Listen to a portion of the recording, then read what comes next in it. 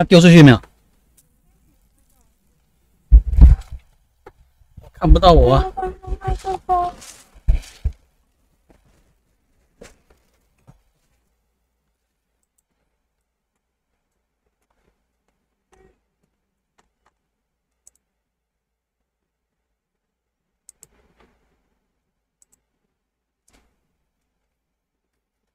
我的脸书上面有吗？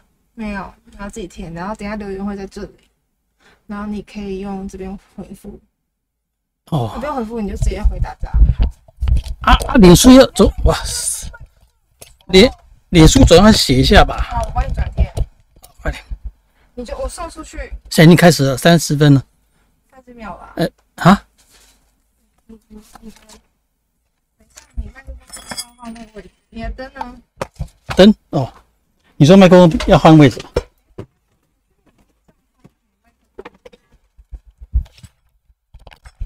是要有点往上，是的。好。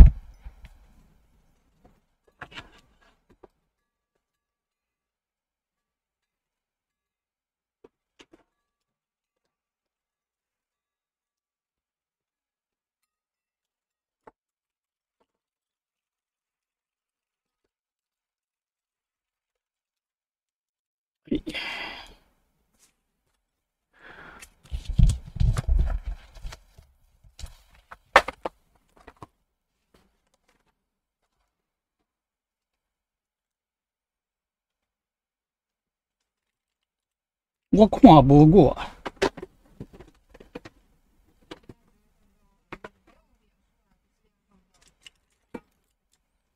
Hello， 各位弟兄姐妹平安。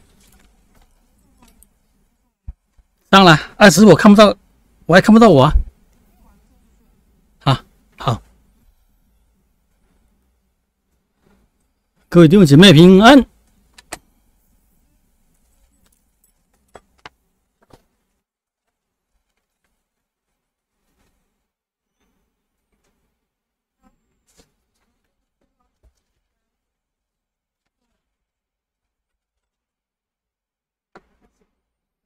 好，各位弟兄姐妹平安，我还是看不到啊。好，今天我们要结束加拉太书哦。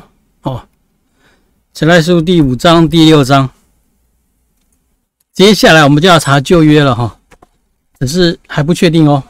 上礼拜有人说约书亚，好来，我们先祷告。阿爸父神，我们谢谢。我们可以聚集在一起来亲近你的话语，求你的灵与我们同在，亲自的指教，帮助我们可以明白你的话，明白你的心意，也帮助我们看清楚我们的现况，然后有能力将所明白的行出来，成为生命的一部分。我们虽然没有办法聚在一起，可是我们可以从网络上面一起来亲近你的话，这是何等大的恩典。我们把以下的时间交托在你手中，祷告奉耶稣基督圣名，阿们。好，来第5章，有人说马丁路德说这里是基督教的自由大宪章。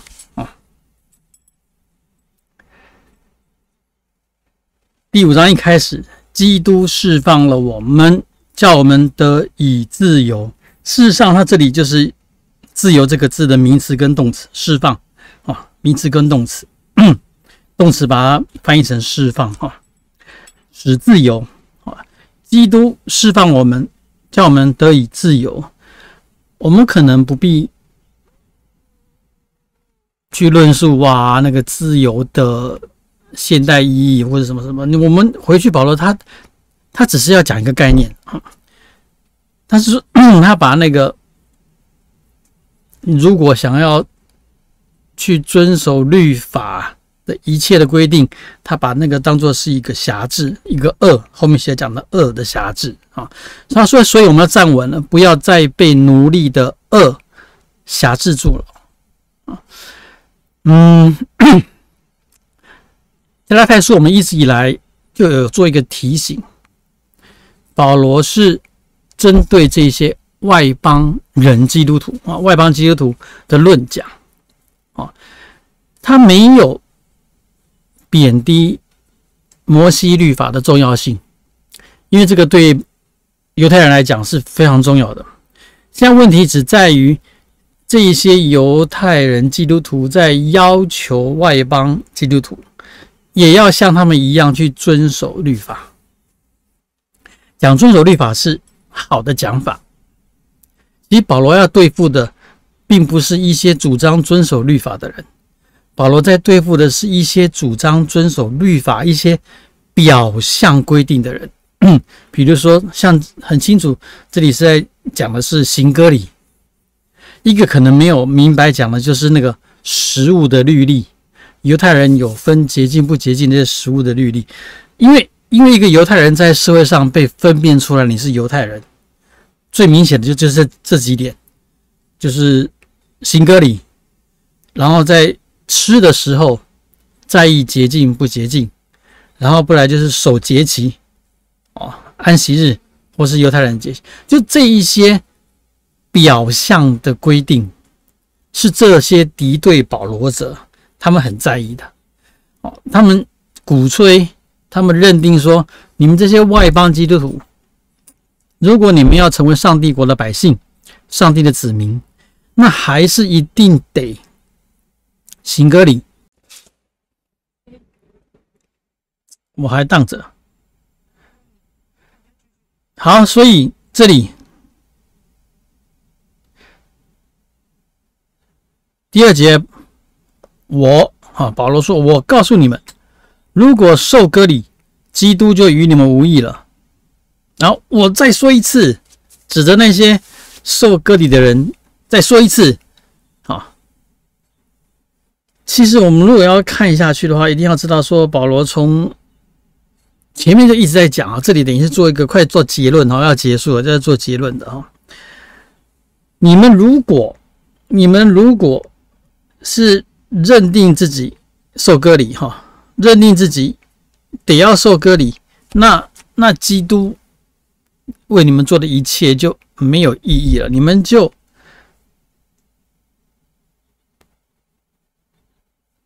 没有办法领受到这个救恩，从基督来的救恩了，因为你们想靠着自己去行割礼，遵守这些表象的律法。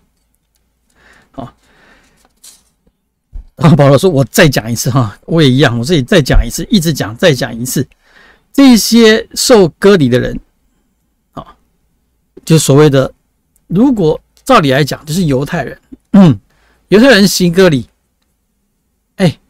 他们出生的时候行割礼，然后他们12岁以后是一辈子就遵守所有律法加诸他们身上的一些义务跟责任，这是犹太人保罗意思是说，你们搞清楚犹太人是这样子做的，那如果你们今天也要行割礼，那你们要遵守全部的而不是只遵守这些表象的。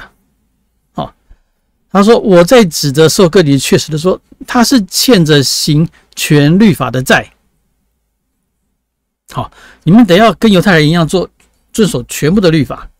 第二个情况呢？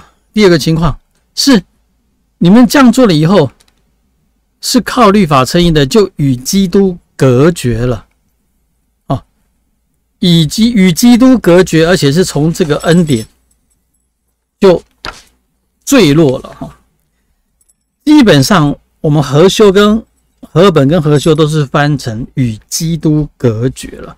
可是这个字希伯来在希腊文里面没有那么强，它比较是与基督疏远所以你看很多的英文的翻译，他们是把它翻译成哪一个字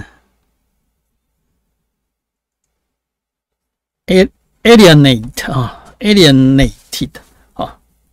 它是翻成疏远的意思那我们和本翻得非常的硬，比较硬一点比较严重一点，隔绝了可是保罗要强调说，你们明明是外邦人，你们却想要靠律法称义想要遵守这些东西，想要像犹太一样遵守，你们反而是跟基督疏远了而且呢是从这个恩典里面坠落了保罗，我要再强调一次，保罗的对象是这些外邦基督徒哈。那随第一世纪的外邦基督徒，绝大部分都是从所谓的近前人转过来的。近前人我讲了好多遍了哈，近前人就是指你是外邦人，然后你加入犹太教，可是你并没有行割礼，好，所以这些近前人是犹太教里面的外围分子，最边缘的。他们信上帝、读圣经、遵守律法，可是他们因为没有行割礼，就不被犹太人认同为犹太人，好，所以他们是信上帝的外邦人。可是因为没有行割礼，他们是外围分子，被称为敬畏上帝者近前人。那初代教会是这种人接受福音最容易啊，他比纯正的外邦人容易，也会比犹太教徒容易。你试想，犹太人想要接受耶稣基督，做耶稣成为他们基督，成为基督徒，这是很困难的哦。他是面对的他传统整个宗教信仰，然后外邦人呢也很困难啊，成为基督徒。可是这个近前人，他本来就已经接受这个信仰了，就信上帝了，只是因为他没有行割礼，不被犹太人视为正统的犹太人。那这时候保罗传一种福音是不用行割礼，只要信耶稣基督了。所以这个近前人是最快最容易成为基督徒的哦。那不过现在问题来了，他已经变成基督徒了，这些犹太教基督徒、犹太人基督徒又来了，又再一次要他们要行割礼啊。这保罗非常气愤的就这个哈。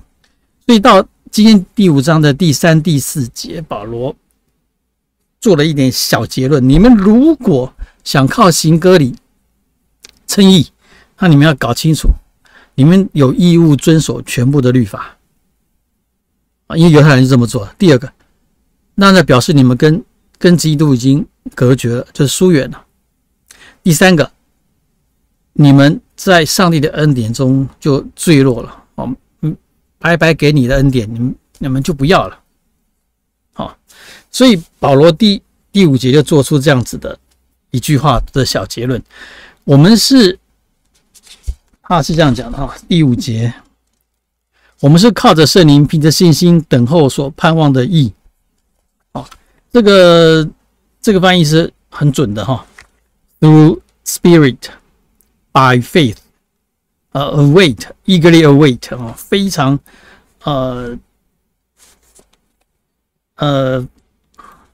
盼望的、渴望的去等候这个义righteousness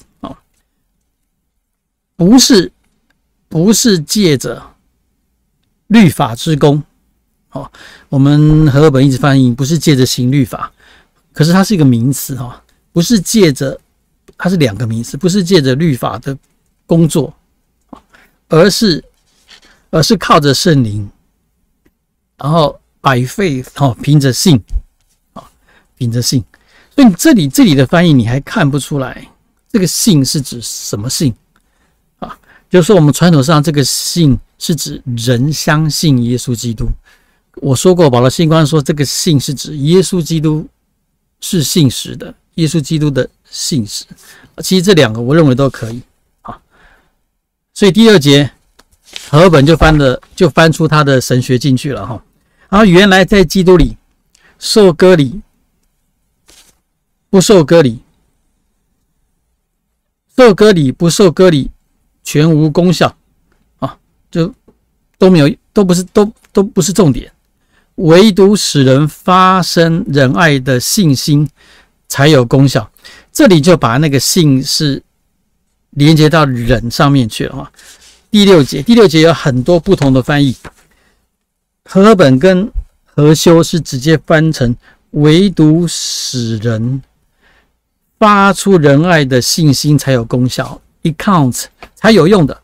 怎么样才有用？是使人发出爱的信心所以这里的信心只是人的信心，是可以发出爱的，人可以发出爱的信心才算数你行割礼不行割礼其实都不是重点是这个信心才算数。那这个是人可以发出爱的信心。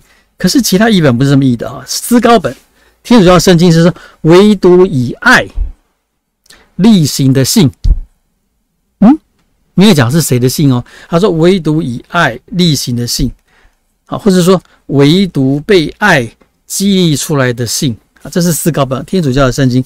吕正中的译本是翻成说，唯独以爱德行事的信，唯独以爱德行事的信。NIV 是发成说 faith， 唯独这个 faith expressing itself through love， 是从爱里面来彰显他自己的这个信。NAB 美国的天主教圣经是 faith working through love， 这个都很像 working through love。NRSV King James 的版本 faith working through love 大概都是这个意思哈。所以你看后面这些除了和合本以外，其实都没有去讲这个 faith 是指什么，就是一个信实。这个信Pisteo 这个信那我说过了，我们的传统上和合本传统一直把它翻成是人的信心，人的信心。你们有没有把讲义download下来？今天讲义有9页，今天很多，因为2章第5章、第2章。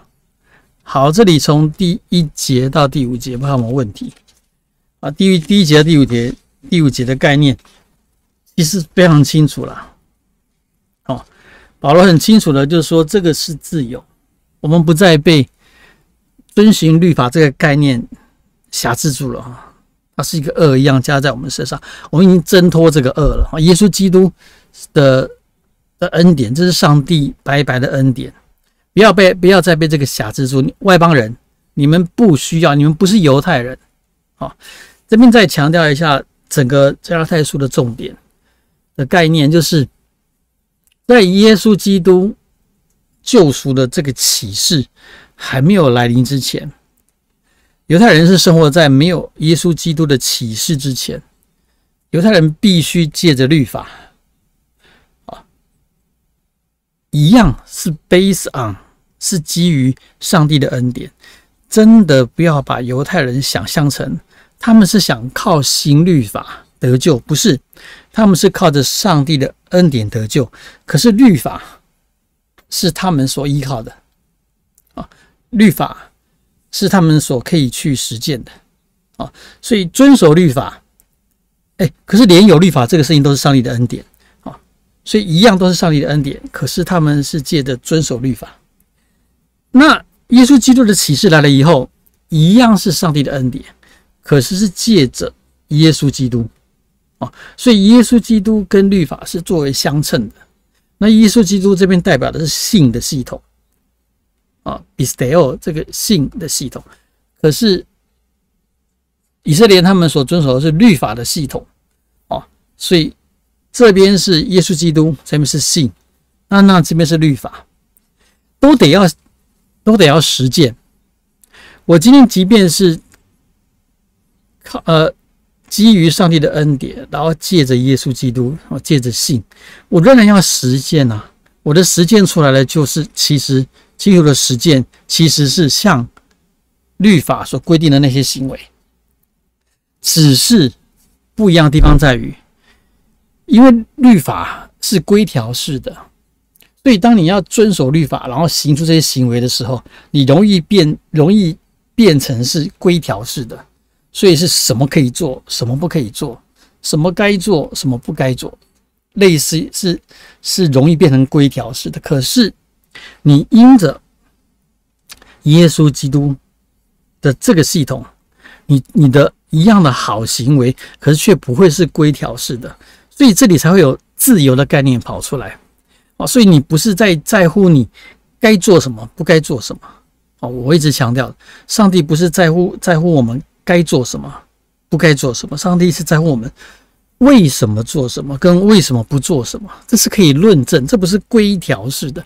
那这之所以可以到这种境界，都是因为我们现在凭借的是 through 这个信的系统，我们是耶稣基督作为我们中保，我们是走这条路的。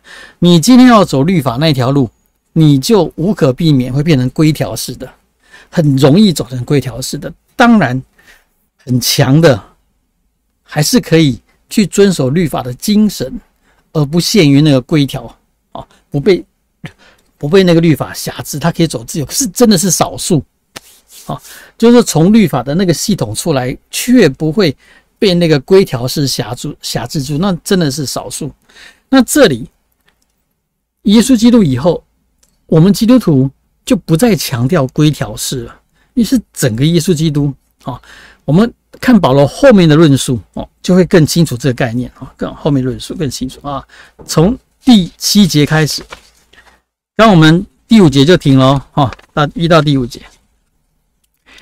第7节，你们向来跑得好，有谁拦阻你们？保罗这里用赛跑来做例子，保罗常常用赛跑做例子，他大概喜欢跑路、招楼，让你们不顺从真理呢？这样的劝导不是出于那招你们的。好嘞，来解释这一段。保罗用跑步来做解释，赛跑来做解释。那原本这些加拉太人、这些外邦人基督徒像在赛跑一样，那目标什么？向着真理，向着真理跑。可是现在是谁把你们就插进来，把你们带歪了？你们本来是向着真理在跑的时候，你们是顺从真理，向着真理这个方向在跑。结果现在有人拦阻你们，使你们不顺从真理。这个比喻已经很清楚了。本来你们在赛跑，朝既定的目标，那现在有人插进来，把你们引去别的目标了。所以别的目标，保罗认为就是不顺从真理。保罗认为这样的劝导不是出于来招你们的。这些人讲的，这些人教的，都跟我们当初的所传的拣选你们的是不一样的，是不符合上帝的话的。保罗很清楚的就这样强调。而且呢，第9节，保罗也用一个耶稣常做的比喻，一点面笑能够使全坛都发起来。所以保罗的认定是这种错误的思想已经发酵了，对在加拉太的信徒的群体来讲，这个影响很多，已经像面团发酵一样，已经影响这个全体了哈。可是即便如此，你看到这里保罗在论述劝导是很有技巧的。他说即便如此，他说第10节，我在主里很信，我在主里面相信，我相信你们必不怀别样的心。就保罗意思是说，我相信你们，即便在这样子的错误的劝诱、错误的教导下面，我相信你们不怀二心。就保罗意思是说，我相信你，事实上没有了，事实上就是被影响。可是保罗说，我相信你们的心里面，你们是没有被带出去的。然而呢，骚扰你们的那些来阻拦你们的，给你们错误教导的，不论是谁，必担当他的罪。所以保罗这里很清楚，他意思说，我不怪你们，我要怪的是那些猪头。我不怪你们，我要怪那些，就算你们现在好像也被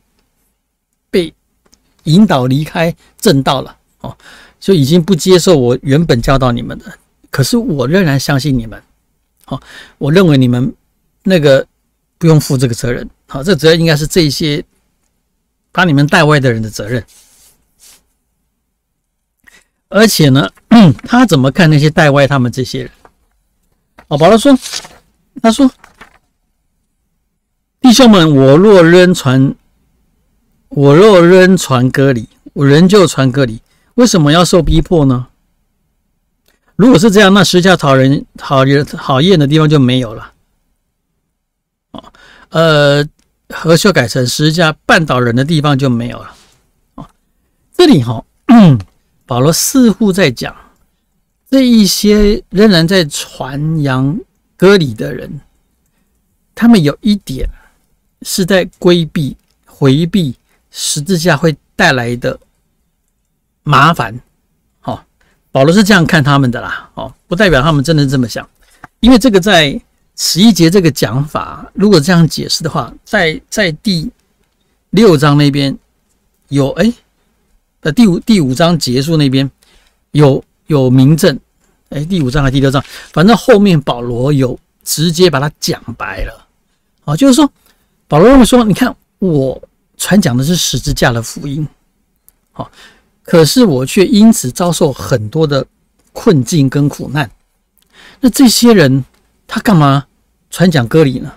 干嘛把你们带歪呢？因为他们在躲，因为他们害怕承受传讲十字架的苦难啊，会遭受这些迫害啊。保罗是这样看他们的。所以他说，如果我还是传割礼，那为什么我还要受迫害呢？保罗意思讲很清楚，我就是因为传讲十字架，传讲耶稣基督，我才会遭受迫害的。我就是因为不传割礼了，我才会遭受迫害的。可是呢，保罗说呢，我就是抓紧十字架这个吊诡的道理，这是会绊倒人的。为什么？因为其实他在保罗后面有明讲，为什么？因为在罗马帝国，犹太人的思维，希罗的思维，罗马帝国那个被钉十字架的刑罚是一种非常残暴，而且是很羞辱的，它是脱光光钉在十字架上面的，然后一直就钉在那边，让人家看，这是很羞辱的行为。那对犹太人来讲，犹太人旧约有讲过，被挂在木头上是受上帝咒诅的。两个文化在看被钉在木头上面，都是一件羞辱的事情。结果保罗在夸口十字架，这是一种吊诡的颠覆。所以保罗说，如果我这样子的话，如果我也跟他们一样，就传割礼就好，不要提十字架。那十字架讨人厌的地方就没有，那十字架会使人跌倒的地方就没有。可事实上，十字架的这个存在，就是一个对这种宗教对信仰的颠覆，它本来就是会让人家跌倒的。那保罗12节作为一个非常情绪性的宣讲，恨不得那搅乱你们的人把自己都割绝了，翻得不清楚了。他的意思就是说，恨不得那些把你们带歪的骚扰你们的人就把自己阉割算了啦，就割光好了啦。你们不是很强调要割包皮吗？讲割礼吗？你们那么强调这个，干脆把自己全部都割了。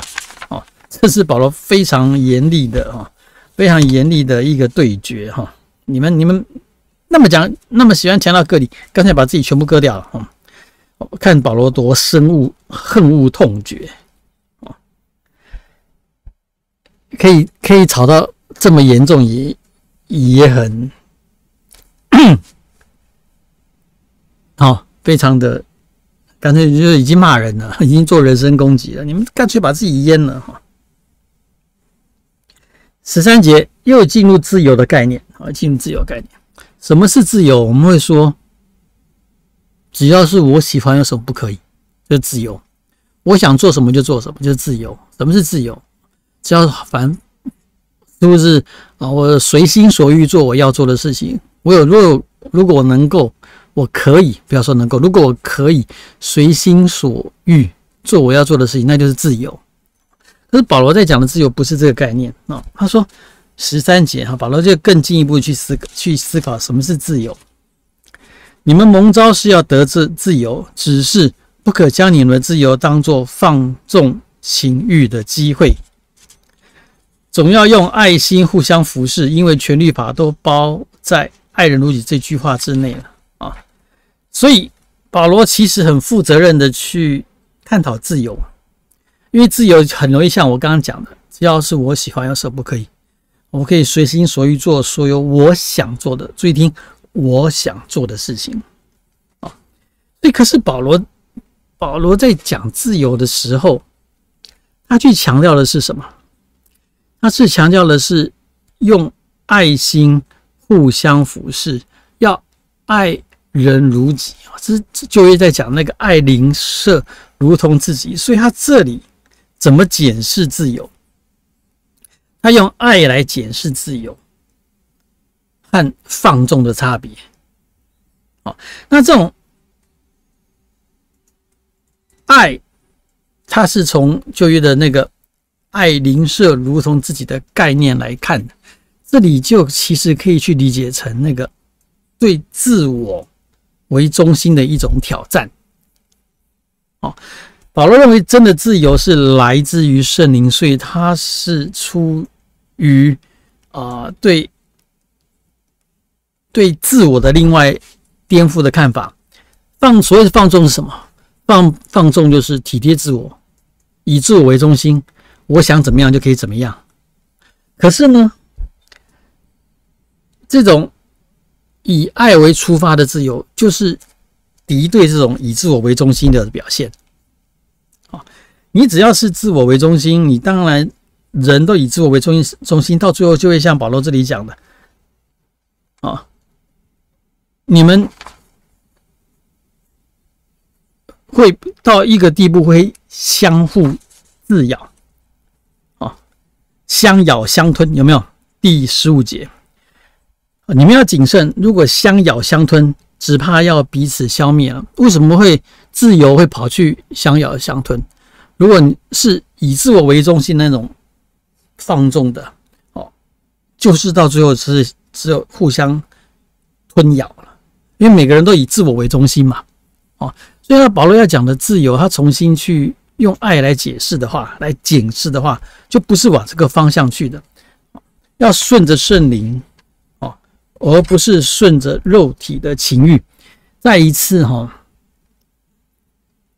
保罗是把肉体跟圣灵相对的，不要把它想成好像那时候希腊哲学在讲的肉体跟灵作为对比，肉体代表的是物质的一切，灵就是属灵的、灵魂的，在希腊人的概念，这两个是相对的，所谓的二元论。当然，这不是纯粹从希腊人出来的二元论，就是说人的灵魂是永恒的。immortal 不死肉体是不会败坏的。那人的肉体呢？因为没有办法进入永恒，人的肉体是败坏的。所以对所有希腊人的哲学，在操练的人，他们当然是抬高灵魂，然后贬低肉体。这个在希腊哲学是很平常的就是不是二元论，都是朝这个方向在讲，就高举灵魂，贬低肉体。可是保罗在讲的圣灵跟肉体不是这个概念，保罗在讲的圣灵是指属上帝国价值的，属上帝的价值的，那是圣灵的，是这边，不是希腊哲学的灵魂是圣灵的。那肉体呢，也不是指凡那些物质的败坏的，肉体这里保罗的概念比较是属于这个世界的价值的。所以我一直强调说，当你在想到属肉体的，不要想到都一些坏的事情，很有可能是这个世界看为好的，可是却不是属于上帝国价值的做法，它也是属肉体的。可是很不幸的今天第5章加拉太书第5章，保罗等一下再解释属肉体的我认为这是一个不好的辩证。保罗等一下第5章在讲属肉体的，全部都是举不好的例子，他没有举任何一项好的例子，非常可惜。我等一下到那边我们再来讨论，我为什么说这是个失败的辩证。保罗居然做出失败的辩证，好可惜。那你要停下来看一下大家。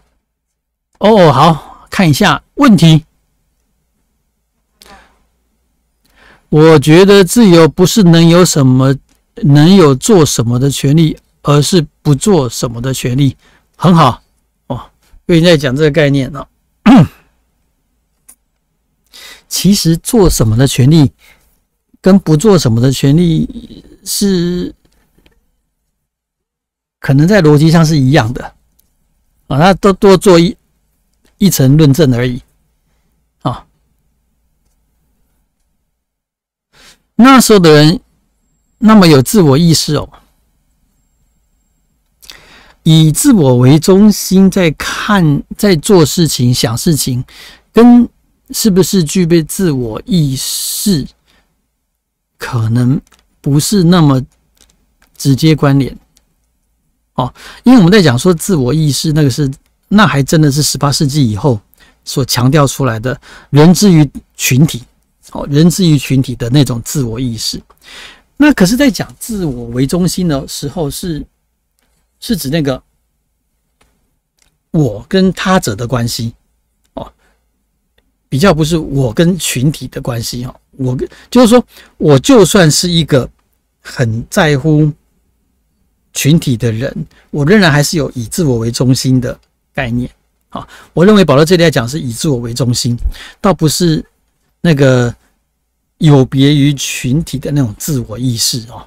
呀，很好，谢谢你提出的概念哈。呀，我认为不太一样啊。好，跑去哪里了？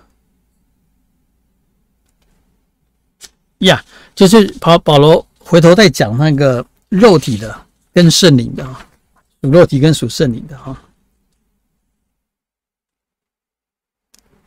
他恨不得那些人，哦，对不，已经到13节了，属肉体的。啊，保罗强调，从第5章第1节开始强调，你们是自由的，你们不要被辖制的。可是13节就开始很有责任的提醒，你们是自由的，可是不是放纵情欲的借口。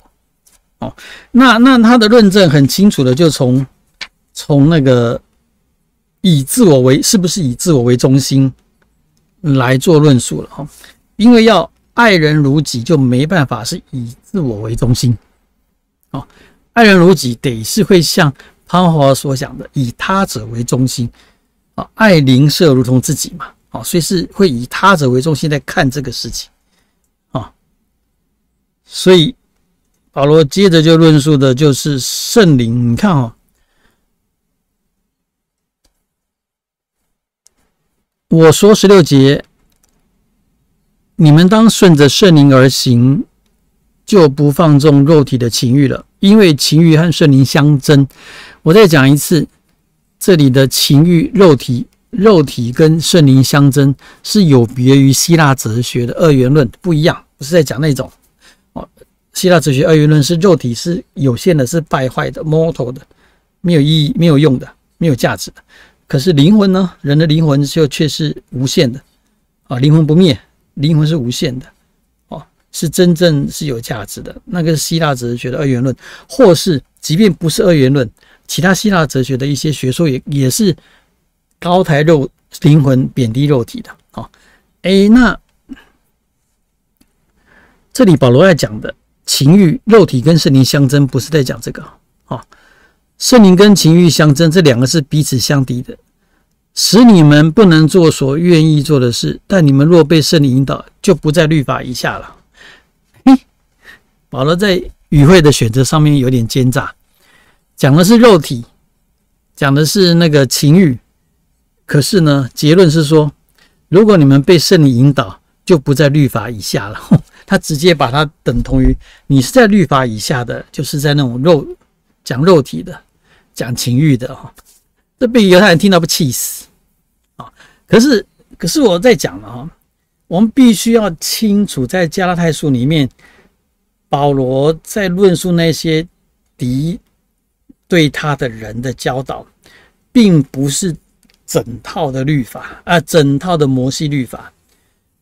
那些敌对保罗者所在意的，不是整套的摩西的律法，而是摩西律法里面比较表象式的那些规定。就是我刚刚说的，他们强调的是行割礼，强调的是食物的律例，强调的是守那些犹太人节期，是这一部分的。这一部分是表象的东西我们不能小看那些犹太人拉比，犹太人很多很棒的拉比，他们在遵守律法的时候，强调的是遵守律法的精神跟原则。不要小看，不要以为只有耶稣基督才这么做，很多很棒的犹太人拉比是这样教导的。那现在保罗在骂的，在指责的，不是这种很棒的拉比所教导，保罗在教导是那种被辖制在表象的作为上面的那种所以这里保罗说，你们若被圣灵引导，就不在律法之下。可是如果照全面的论述，保罗应该是要讲说，你们若被圣灵引导，就不在肉体，不在情欲之下那所以这里保罗直接把肉体情欲等同于律法。可是我要跟你们讲的是，我要强调的是，那个保罗等于的那个律法，并不是整套摩西的律法，不是整套真的从精神跟原则去演绎出来的律法，而是敌对保罗者他们所传讲的那种粗浅的表象的行割礼，遵守安息日这种表象的对律法的遵守。所以如果是这样理解，就可以很清楚为什么保罗把属世界的价值，就是属肉体的，就等同于在律法之下。因为在保罗的观察之下，你们这些传讲那些律法的，你们就是在走这个世界的价值，你们只是在意那种表象的。所以接着下去19节，情欲的事都是显而易见的，就像肉体的事是显而易见的 flesh， 那个 sarx 那个希腊文。可是我就说这里是失败的辩证啊，19节就如好，等一下我回答。就如奸淫、污秽、邪情、拜偶像、邪术、仇恨、争竞、记恨、恼怒、结党、纷争、异端、嫉妒、醉酒、荒宴。就是保罗这里举一套一系列的例子来描述什么是情欲的事，什么是肉体的事。我说是个失败的辩证。任何一个，如果我是敌对保罗者，我也会强调，我们强调遵守法律的，遵守摩西律法的，我们也认为那是坏事啊。你听懂我意思吗？这是一个失败的辩证。保罗要讲的是属肉体的事情，就是这些，你一听就知道是坏的事情。然后保罗说，我从前就告诉你们了，现在再强调一次，做这些坏事情，做些前面那些事情，必不能承受上帝的国。废话嘛，这是废话。你辩证到这里，我觉得是退步了。因为整个加拉太全部这样一路辩证下来，你到这里反而是混淆掉了。因为任何一个强调遵守律法的，我也可以这样讲啊。所以我是保罗的敌对者，然后我强调遵守律法，虽然我事实上强调的是遵守律法那些表象的行为，可是，请你告诉我的教导里面有教导你们去做那些奸淫、污秽、邪荡、拜偶像这些吗？不会啊。就是说，从耶路撒冷来的那一些教导要行割礼的这些犹太人基督徒，他们也不会认同要去做奸淫、污秽、邪荡、拜偶像、邪术、仇恨、争竞。我有讲清楚嘛？就是说，保罗论证到这里是个失败的辩证。他说那些人是属情欲的，那些人是属肉体的，我这边是属圣灵的，所以那些人是属肉体、属情欲的。那我告诉你们，什么是属肉体、属情欲会做的事情，就是这一系列的坏事情。可是如果我是跟你在辩证的犹太人基督徒，我是那种就是割礼派基督徒，我马上把你驳倒啊！因为我们在传讲的，我们也是反对这一系列坏事情啊。所以我说这里是个失败的辩证啊。好，22节下去，圣灵所结的果子，保罗就是做两个对比，前面是情欲的事情，那就是刚那一组坏的，什么奸淫什么 whatever 一大堆的仇恨啊、嫉妒啊、结党纷争这一坏。好，接下来保罗22节就要讲基督徒非常有名的基督卷最常讲的是圣灵的果子。圣灵所结的果子就是仁爱、喜乐、和平、忍耐、恩慈、良善、仁良，然后信实、温柔、节制信实、温柔、节制。哇，这9个很多基督徒都会背圣灵所结的9个果子我是这样背的事实上不是他说圣灵结的果子只有这些特色出来我说这个失败的辩证。肉体所做的事情会是前面那一堆烂的，然后圣灵的果实就这一堆好的。我跟你讲，如果我是一个跟保罗敌对的那些提倡要遵守律法的，我也可以讲这个。这个在旧约也是这样讲的。律法是好的，律法是好的，所以遵守律法也会做什么？也应该要彰显出仁爱、喜乐、和平、忍耐、温柔、良善，好，仁爱温柔良善，然后信实不仁爱恩慈良善，信实温柔节制。这个也是遵守律法的人会做的事情啊。可是真是太可惜，我说这里是保罗失败的辩证啊！你怎么会做出这种好笑的辩证呢？我说过了，属情欲的、属肉体的、属世界的，里面其实有很多事情是一般我们看起来的好事情，只是它并不是遵照着上帝国的价值，并不是照着圣灵的价值去做。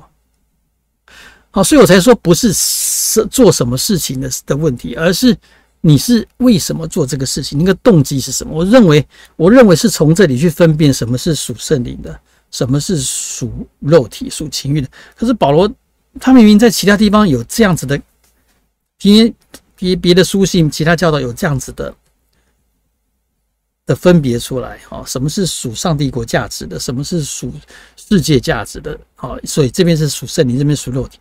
可是偏偏在加拉太书这里最需要这样辩证的，他却采取属肉体的、属情欲的，就是一系列显而易见的坏事，然后属圣灵的，就是一系列就是看起来就是好的事情。这个是失败的辩证。那不少的释经书都在分析这两组，就是说情欲的这两组，他们会说这两组有3个不同的范畴啦，然后再解释圣灵所结的果子这一组，这9个好的特质也是有3种不同的 category。我是觉得倒是不必了，倒是不必了。我常说那个字词的意义是取决于上下文。所以有人说仁爱、喜乐、和平是属于人跟上帝的，忍耐、恩慈、良善是属于人跟人的应对进退的。有它的可能性，可是我认为要看上下文啊。我把仁爱放在什么样的上下文，就会得出什么样子的解释嘛。一样啊，忍耐也是可以放在跟神的关系，放在跟人的关系，所以不用这样去界定了，不用这样去界定。道士22节的这一组圣灵所结的果子，有一个一定要提醒的，就是大部分我们基督徒犯了一个错误，就是他认为圣灵结出了9种果子，或是9颗果子。你有没有看到？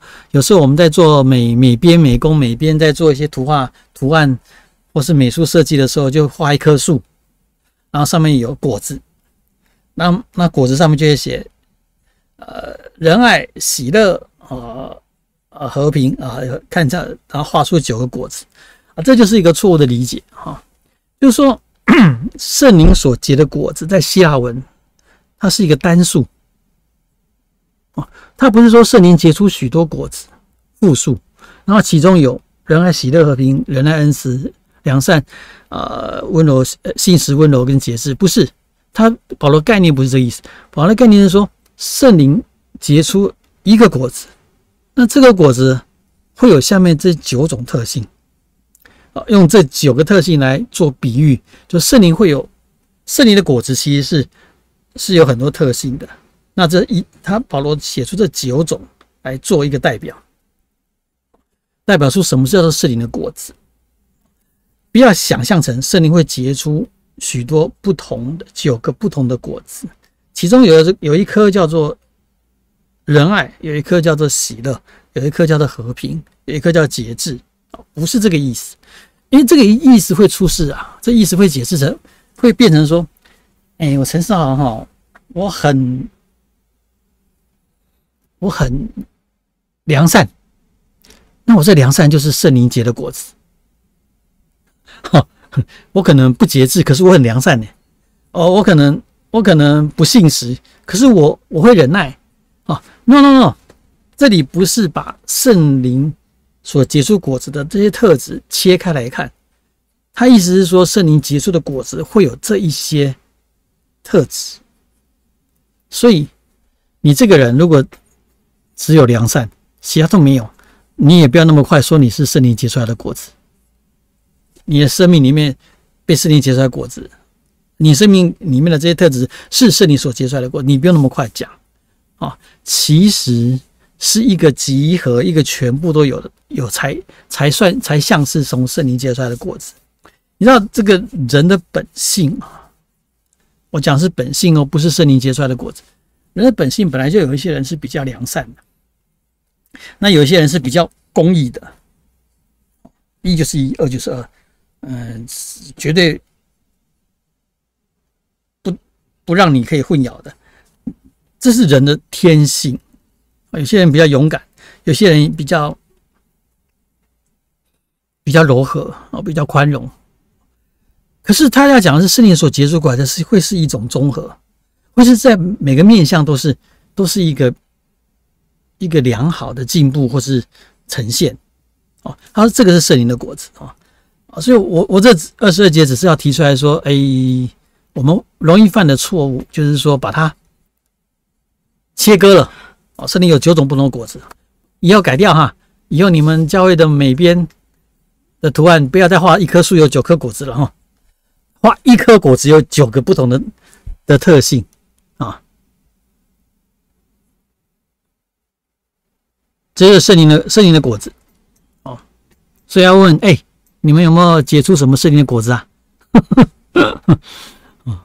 这边有人问到说，什么是保罗意思是什么意思？是谨慎，如果相咬相吞，只怕要彼此消灭了，是什么意思？我前面有讲哈，如果你只是强调自由，而且是不是保罗这里讲用爱来解释的自由？那这种自由的意思就是说，我想做什么就做什么，这是一种以自我为中心的概念所实践的自由。那我今天是这样子实践我的自由，你也是啊，你也是以你自我为中心在实践你的自由。那这样子我们两个人在实践我们自由的时候，那就是相咬相吞嘛，我们在增进谁比较强嘛，比较强就可以把它吃掉嘛。所以保罗说不是，保罗在解释的自由是以爱人如己的自由，那就不是以自我为中心哦，就看他者为重要的那种自由。所以我在实践我的自由的时候，我是会被这样的概念约束的，是会去考量他者的好处，他者的益处。那我用这样子的角度在实践我的自由，就是被爱来检视的自由，不是一种自私自利的我想怎么样就怎么做。那我不想做，我也有不做的权利。刚刚那个幼妮在问的，他认为自由不是能做什么的权利，而是有不做什么的权利。我觉得这也是个很好的讲法，只是我说，我提醒这两个不见得是相对的。凡属鸡，他说保罗说这样的事情没有律法禁止。什么事情？就是圣灵所结的果子。刚刚讲那些仁爱、喜乐、和平、温柔、忍耐、恩慈、良善、信实、温柔、节制，这些事情是没有 no laws， 没有律法against them， 没有律法会反对这些事情。所以由这里可以看出来，在保罗的律法还是上帝颁布的，有天使借由摩西颁布的。保罗的律法并不是纯粹负面的，保罗现在是在对抗的是那些强调表象的遵守，行割礼啦、食物的律例啊、守安息日啊、守节期啊、吹号角啦，这些东西都表象的遵守。保罗是厌恶那些事情。可是如果你跟我强调的是遵守律法的精义的精神原则，去遵守律法，这不是保罗所对抗的，所以他才会讲说，律法并不会禁止那些好事情啊，就是圣灵所结果的那些好事情，律法不会禁止啊。所以在保罗的律法里面，虽然一样是写律法2个字，它会跳跃的，它的定义是跳跃的，你要抓住你一定要跟着跳跃抓住。24节，凡属基督耶稣的人，是已经把肉体连同肉体的情欲同钉在十字架上了。我们若是靠圣灵得生，就当靠圣灵行事，不要贪图虚名，彼此惹气，互相嫉妒。这里我要花点时间谈一下。保罗说，因为保罗列了2组嘛，第一组是情欲的事情，就是那些坏事情，那圣灵所结的果子就是这些好的特质啊。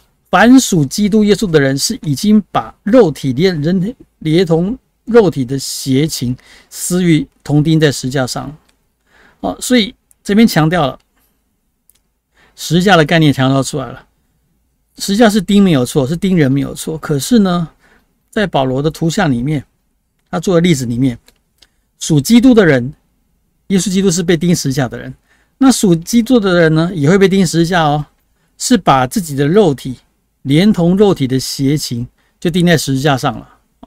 那这个肉体我刚刚讲过了，是属世界的价值的哦，属肉体是指这个概念哦，那种以自我为中心的。他说属基督的人要把这些都钉在十字架，跟耶稣被钉十字架一样，属基督的人要把这些属肉体的价值的、属世界的价值的，全部也钉在十字架上，也钉在十字架上啊。那所以我们是属圣灵的，是靠圣灵的，就当靠圣灵行事哦，有圣灵结的果子，就是这一果的。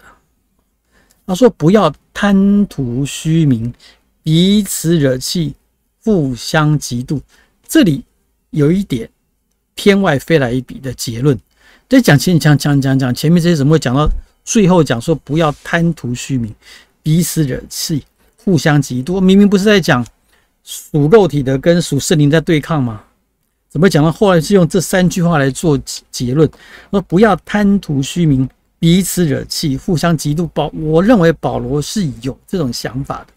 那些敌对他的人，其实主要是他们是在贪图虚名，彼此惹气，在跟我嫉妒的啊，嫉妒我，在扯出这些事情。我认为保罗在论述他们的时候有这样的小结论在。保罗根本就不需要往那边去。我们是在强调是属圣灵的人，根本不需要往那边去。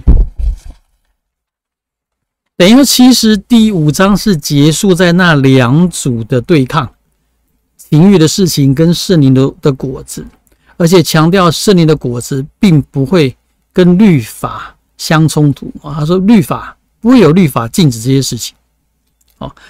其实第6章是连在第5章啊，第6章连在第5章的啊，所以保罗强调说不该贪图虚名，彼此惹气，互相嫉妒。等于是保罗认为靠肉体行事的表现就是这些，等于是保罗把这强调要行割礼呀什么圈进去这3句话的责备了。贪图虚名，彼此争竞，彼此惹气，互相嫉妒。那这个是属肉体的人会做的事情。所以如果你进入第6章，你就会看到说，那保罗认为说，那属灵的依靠圣灵行事的，那要做什么事情，要怎么做？第6章第1节直接说，弟兄们，若有人偶然被过犯所胜，你们属灵的人就当用温柔的心把他挽回过来。怎么会一下子跳得非常的实践神学的东西哈？前面都还在讲论理的哈，是第6章第1节直接跳到实践。其实这个是保罗的所有书信，大部分书信的特色。保罗写给各地的教会的书信，他一定会切成2个部分。前面的部分就是做神学的论述，就像今天我们加拉太书一大堆神学论述，有没有？那个属肉体的、属圣灵的，然后前面的因信称义，有没有？全部都神学论述啊！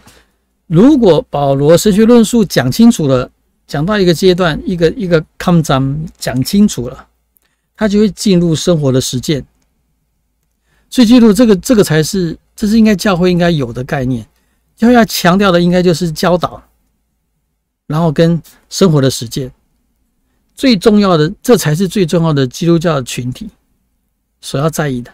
基督徒，你不要以为你最重要的事情是传福音，这是我一直讲说这是一个错误的理解。基督徒最重要的就是上帝话语的教导的理解，然后呢，而且接下来就是生活上的实践。就像保罗书信的架构所呈现的。前面是神学的论述，后面是生活的实践，这是基督徒最重要的事情。Merely 仅仅是这样子而已。你不要以为什么啊，传福音把人拉来教会 ，no， 这个都不是基督徒排得上桌面该谈的事情。你如果去好好的实践教导，然后生活上好好实践，你这样做基本上已经实质上是在传福音。根本不需要有一个什么传福音特会，什么传福音的法门，那个技巧，然后训练完了以后跑去外面拉人来教，这不是圣经讲的传福音。圣经讲传福音完全都没有这种概念。好，这是行销，这是 marketing， 这不是圣经所讲的传福音。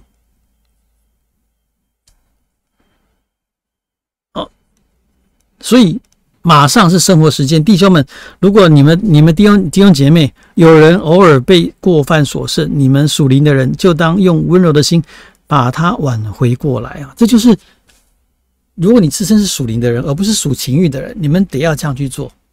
然后对那些犯错的人，用温柔的心把他挽回过来，不要只是斥责，然后控告，然后摧毁他，你用温柔的心把他挽回过来。原文并没有偶然这个字，不晓得为什么和修跟和本和修都会写说偶然。若有人偶然被过犯所胜，这个没有啊。英文看一下 ，if someone is caught in a sin， 没有那种 occasionally 那种偶然的概念进来。不晓得为什么会翻成偶然。就是说这边理解成弟兄们，如果有人被过犯所胜，你们属灵的人就当用温柔的心把他挽回过来。不过呢，保罗这样讲，下面又有那个附件但书，又当自己小心，恐怕也被引诱。这个保罗太强了，你知道？谁会跌倒？谁容易跌倒？多走一步的人反而容易跌倒啊！就是我在讲什么？就是什么都不敢做的人，他不太会跌倒了，不太会犯错了。现在有人受伤了，漠视不看，我不要去救他，他不可能惹什么麻烦的。谁会跌倒？谁容易跌倒？你去做分内之外的事情，你去路见不平拔刀相助，你去那个看到有人有需要，然后你去支持去 fulfill， 你越是有爱心的人，越容易拔得，越容易跌倒啊。举例，耶稣在客西马尼园被抓啊，被那个圣殿派来的兵丁，或者有的路加福音写罗马的兵丁抓，12个使徒四散而逃，里面犹大早就不在。可是谁最勇敢？彼得最勇敢。事实上应该还是有约翰啊，跟在后面去看，表示他比其他是更爱耶稣的，他才会跟着去看，更在意耶稣的。可是也只有他，因为他更在意耶稣，他经历到3次不认主，被全世界的人笑了几千年，3次不认主。你要知道，那些四散逃离的门徒根本就没有机会有3次不认主的这个机会哦。你越愿意踏出去一步的，就越容易跌倒。可是这不是坏事情哦。不过保罗仍然提醒，他说：“你们属灵人当温柔心把他挽回来，可是要小心哦，恐怕也被引诱。”这个人被过犯所胜，那你比较宽容的心把他挽回，这样的人其实反而也是容易跟他犯一样的过犯，因为你同理，你知道吗？你愿意同理他的过犯，你就比较容易跟他犯一样的过犯，久了会被他影响。所以保罗这里很好提醒啊，当自己小心，恐怕也被引诱了。你知道会这样提醒的人，一定是跌倒过的人。就是说，你教导人要用温柔的心把他挽回，把犯过犯的人啊，你面对过犯的人，你要用温柔的心把他挽回。你越是这样教导的人，越是会这样去做的人，其实都是后来到头来都是跌倒最惨的，最有可能跌倒的人。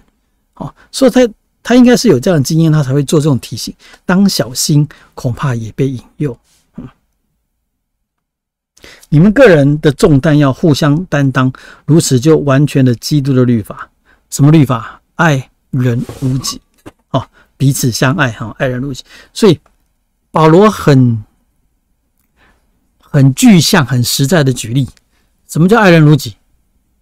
什么叫做要相爱、爱人如己？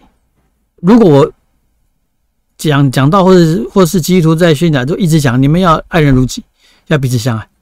要爱人如己啊！圣经这么说，爱人如己，你只是讲爱人如己，这是很抽象的概念。可保罗很具象的直接把它提出来。举个例子，他就说：你们个人的重担要互相担当，如此就完全的基督律法，就是完全的爱人如己了。所以怎么完全？就个人的重担互相担当，你们彼此去担当别人的重担。这个跟前面的第一节，有人被过犯所胜，你们属灵的人要用温柔的心把它挽回，是一脉的概念，一脉的概念。就是说，我们每个人都有自己的重担，可是我们愿意互相担当，我们愿意去背起那些重担，是你的弟兄姐妹背不起来的，而且是互相都会这样去做，他说这样子就完全基督的律法了，这样也会完成摩西的律法完成基督了。人若无有，自己还以为有，就是自欺了。个人应当查验自己的行为，这样他所夸的就专在自己身上。第3节到第4节第3节到第4节，你可能在读的时候会觉得说，怎么跟前后文没什么关系，就忽然就天外飞来这一笔可是呢，他有合理解释的。保罗这里在呼吁你们重担要互相担当，我们很快会想到的就是我们要去担当那些弱势的人的重担。那我们要愿意去承担我们那些弟兄姐妹背不起来的，我们要愿意去帮助别人。可是很可能有另外一种情形，就有一些人呢，自视太高，他明明需要帮助，却不愿意示弱，所以他会拒绝那些提出要求跟他一起负重担的人。不在说我吗？所以第3、第4节这里是另外一个方向的提醒，就是说你要愿意接受别人的帮助，你要愿意人家来跟你一起承担你的重担。不愿意的人要小心，不愿意人家来分担你重担，其实也是一种骄傲的表现，一种不谦卑的表现。你愿意人家来承担你的重担，这才是一个比较成熟的一个呈现。你不要以为困难都是困难在你向人家提供你的帮助，另外一种困难是你愿意接受人家对你的帮助。因为这个在有一些很自视甚高，自己以为自己很强的人来讲，这是不容易实践的。就是说我要去接纳人家的帮助。像我说要做捷运，我就不要让人家让座。开玩笑，你有那么老吗？居然让座给我，昏倒了。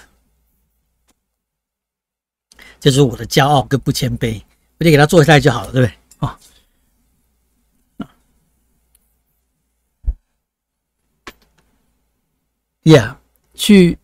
愿意去很谦虚的接受人家的帮助，人家愿意跟你一起承担你的重担，这也是一门功课，不是那么容易的。哦，哎，有问题？哎，我来看一下。我的想象来说，圣灵的果子可能比较像石榴。石榴什么意思？各样的特质，果粒颗颗在内，有些胖，有些少。哦，如果我们的特质有一些强，有些弱，圣灵充满就的多，就如养分充足，果粒每一颗都饱满。哦，你很好，你的图像式的解说很好。呀，对。被圣灵充满的多，它里面每一颗都饱满，对不对？那如果营养不良的，就有的长得大，有的长得小。是。不要声音沙哑。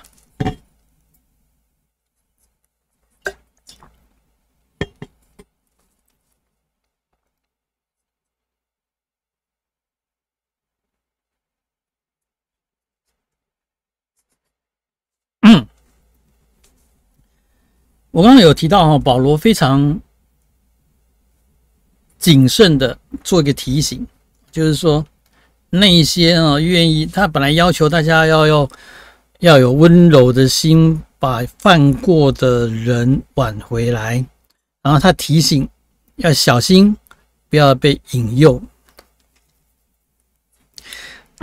这整个实践都是在圣灵引导下面去做的。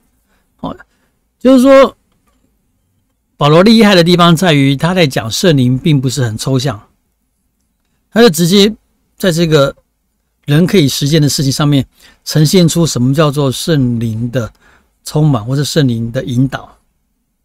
你愿意温柔的去挽回那些犯过的人，然后你也很小心的避免自己跟他们犯一样的错误。这个就很清楚是一个愿意让圣灵带领的人会去做的事情。我刚刚说过的，凭着我们的肉体，凭着人的血气，我路见不平，然后我比别人多跨一步，比别人多走1里路，其实我往往就在那多1里路里面跌倒，我往往就会在那路见不平的操作里面跌倒，很容易的所以会造成一种很不好的结论，就是我就既然多做会多错，那我就少做就少错嘛，那我不做就不错嘛。可是不要被这个吓到了。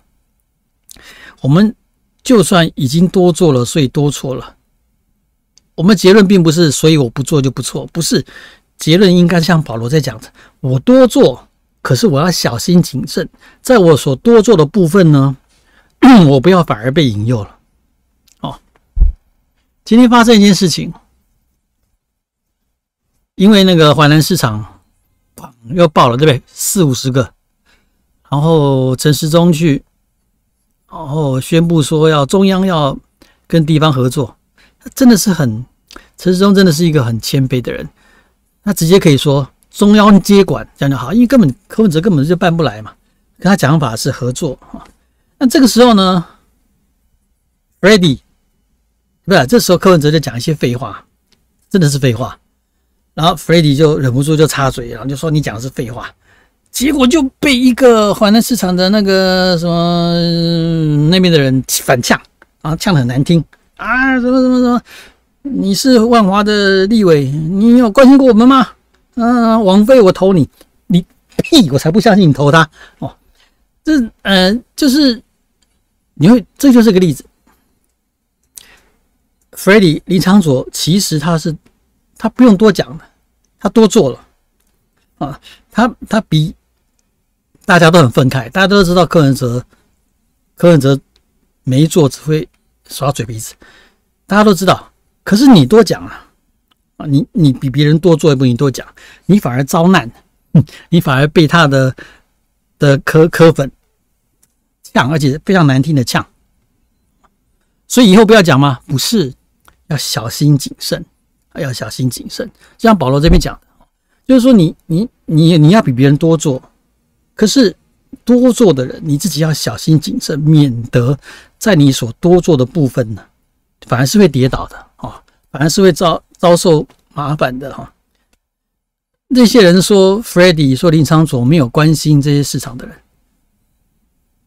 网络上就有些人不服气就跑出来，早在6月9号，林长佐就有公文提倡要多照顾这些市场的人的那个疫苗啊什么什么，他就有在他质询的时候就有提出来的。这只是政治立场不同的那些政治的操作而已啦。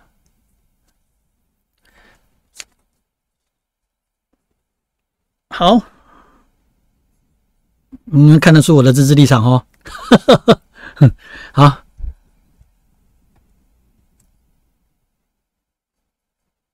不过我说过的政治立场是一回事啦，这些市长、这些政治掌权的人有没有做好做坏，这个是可以评论的嘛？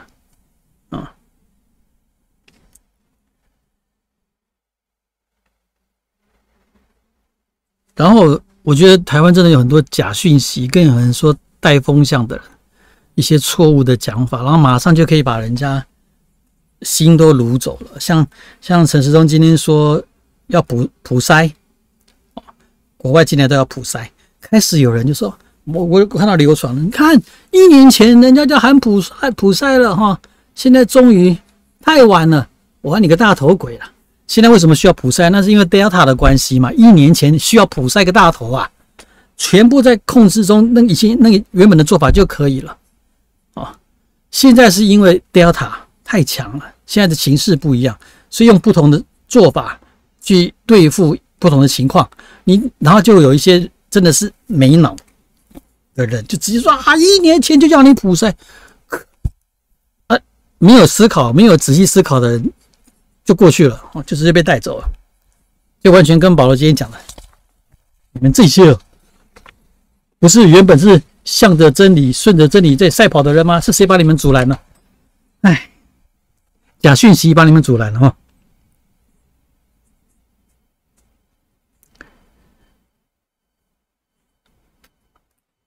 所以你看，如果我们今天看第6章的3到5节这一段，你回去再看5章26节，保罗在讲那边你就可以看懂保罗为什么那边忽然说不要贪图虚名，彼此惹气，互相嫉妒。如果你看到第6章第3、第5节这边讲的人若无有，自己还以为有，就是自欺了。个人应当查验自己的行为，这样他所夸的就专在自己，不在乎别人，不在别人身上了。这个是完全吻合的，就是第6章3到5节。跟第5章的后面的25节后面讲的26节讲的不要贪图虚名，彼此惹气，互相嫉妒，这里是完全吻合的就是说这里你如果不要那么在意比较你不会陷入这种陷阱的个人当怎么样就好，个人当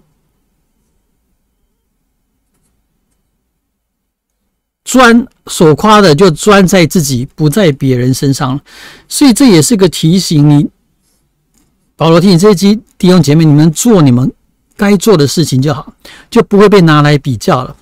你明明就是一个外邦人你不是犹太人，你是个外邦人，你今天传给你的福音很清楚，借着耶稣基督的宝血，你们就可以在信的系统Isteo 这信的系统里面承受上帝的恩典。你就是外邦人嘛，你就好好走这个。结果现在有一群犹太人基督徒开始传给你们他们的方法，他们犹太人从小行割礼，遵守十诫摩西律法，所以他们可以证明他们是上帝的百姓。你干嘛去跟他们比较啊？你是外邦人嘛，你们本来就没有行割礼，你们本来就不需要这样做的嘛。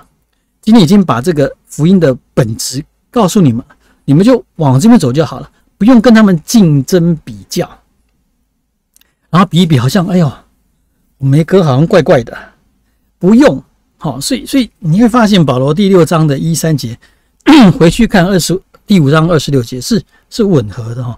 不要贪图虚名，彼此惹气，互相嫉妒。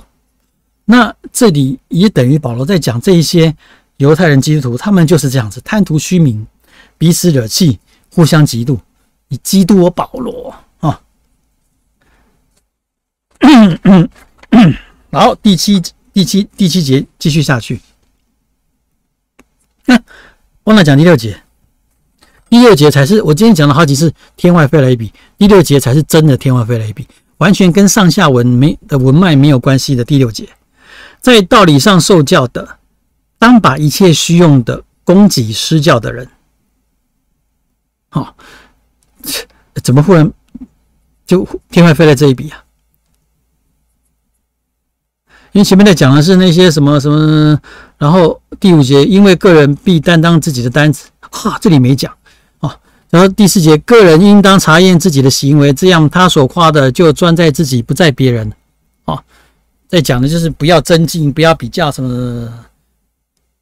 然后第5节，第5节补一下，因为个人必担当自己的担子，这里非常有趣。第6章第3节、第2节。你们个人的重担要互相担当，然后第6章的第5节，你们个人必担当自己的担子，我到底写在功下。好，前面教导说你们要担当，互相担当别人的重子，然后第5节这里说你们必担当自己的担子，一些功下，有冲突吗？这怎么会是冲突？第5节这里在强调每个人要做自己分内的事情，所以你们担当自己的担子。要清楚自己的责任是什么。那前面呢，在讲的前后文是讲什么？你们要用温柔的心去挽回过犯的人。然后如果在连结前面第5章所讲的，你们不要以自我为中心，在实践你们的自由，要用爱心来实践你们的自由。你们当然会去互相担当彼此的重担。保罗连这重担单子他都选用不同的希腊文，可事实上如果就算是选用一样的希腊文，同一个字意思也不一样。所以个人必担当自己的担子，就专在自己的事上，不用去比较。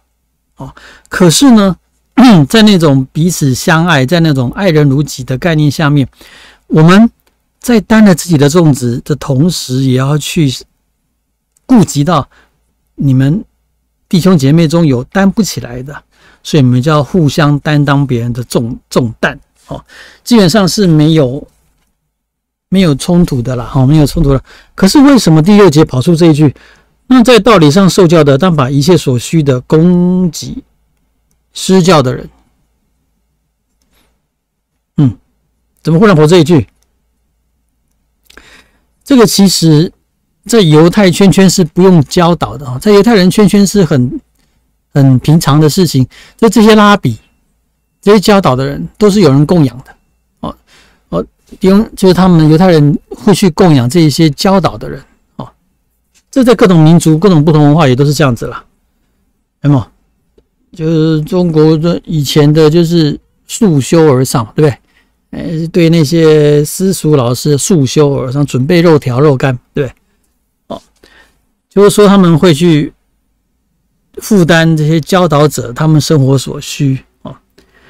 那为什么要在这里讲出来？是不是因为外邦人的社会比较少 ？I don't know。你们有没有什么看法？为什么第6节在这里出现？在道理上受教的，当把一切虚用的供给施教的人。这也勉强可以连续第5节，个人必担当自己的担子啦。可是的确是很奇怪，因为第6节放进来跟第7节没有关系，跟第5节也不太有关系，跟前后都不太有关系，很有趣。所以如果进去第7节，不要自欺，上帝是轻慢不得，人种什么也收什么，顺着情欲撒种的，必顺着情欲收败坏；顺着圣灵撒种，必从圣灵收永生。这里第七节，保罗用 causality 那种所谓的因果关系来继续做他的论证。然后不要自欺欺人啊，也别想骗上帝，上帝是轻慢不得的。人种什么收的是什么，你今天想要走哪一条系统，你就会得出那个结果。好，跟你讲我们走信的系统，耶稣基督的保险啊，你就 OK 的。可是你今天要走遵守表象律法的，你就会得到那个结果。人种什么收是什么，顺着情欲撒种的，必从情欲收败坏。再来讲一次，这里讲的情欲就是肉体的，就是跟圣灵相对的这些事情。那你所得到的就是败坏。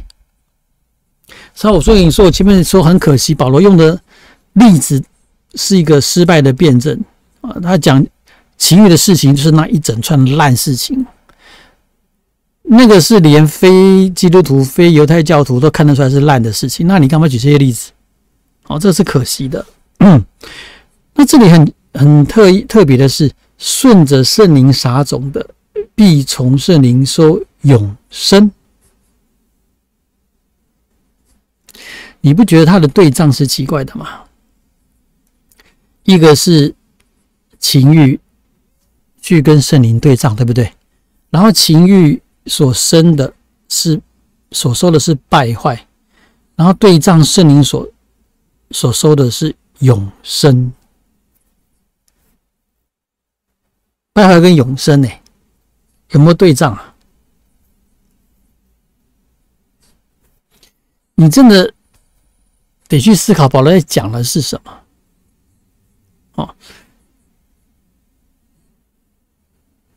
保罗居然说从圣灵收的是永生，他把末世的概念拉进来。然后你如果看第9节就知道保罗在讲什么，就是说保罗在讲第8节的所谓的顺着情欲撒种跟顺着圣灵撒种是指什么意思。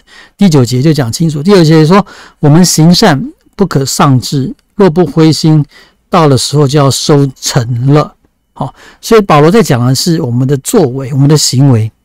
所谓顺着情欲撒种跟顺着圣灵撒种，讲的是我们的行为，我们的日常生活的行为。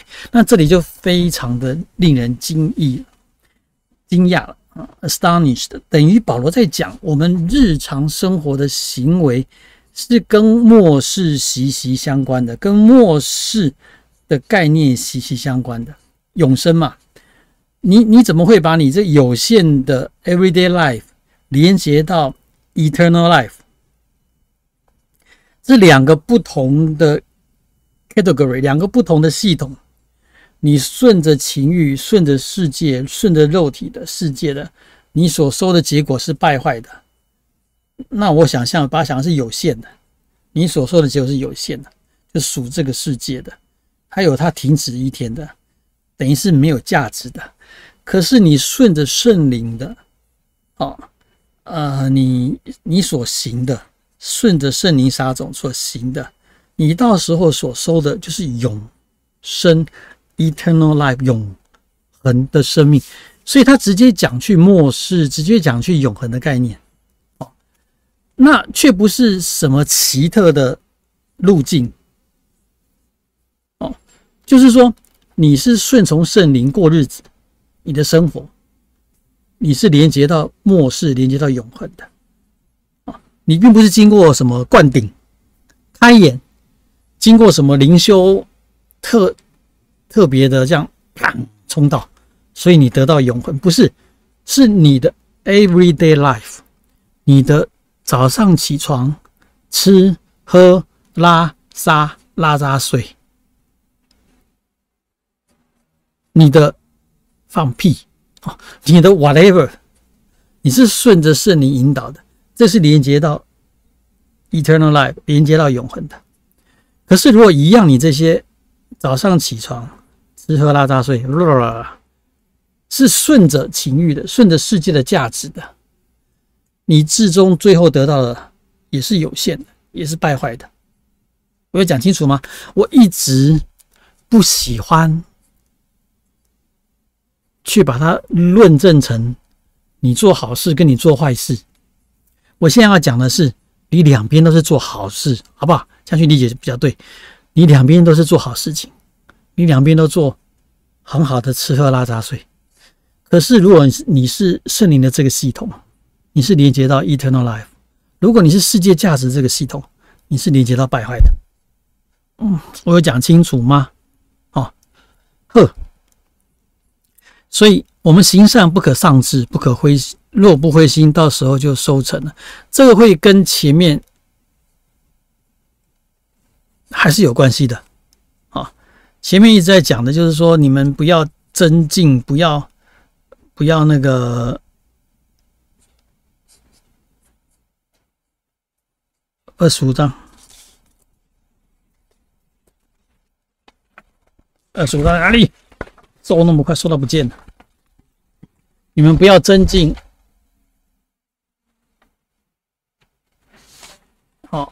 不要互相惹气，不要互相嫉妒，不要比较啊，这些都是有关系的，这是有关系的。他说行善不可丧志，你为什么行善会丧志？你们去思考这个问题。保罗劝你说，你行善不可丧志，若不灰心，到时候就有收成。那是因为我们的脑袋是还会放在嫉妒、互相增进、针锋相对、争风头的那个地方嘛。我现在做一件好事，我并没有看到好结果啊，那我当然会丧志啦。做那么多好事情也没有什么好结果，我就不做了。他说不是，你如果不灰心，到时候都会有收成的，你会收的是 eternal life， 你会跟这个是连结的啊，因为你的行善，你的 everyday life 是照这样的价值在活的。你的行善并不是在于你在跟人家比较，并不是在于你在跟人家极度增进惹气 ，no， 你的行善就是你当行的，你的 everyday life 是因为你在圣灵的引领下面，你是属于这个系统的。就算你现在看不到什么好的结果，你还是跟 eternal life 跟永生是连结的。可是，一样这些事情，如果你是在另外一个系统做的，你在这个世界的价值做的，你是在比较、在增进、在跟人家惹气做的这些行善，其实你最后收到的还是败坏，还是属于这个有限的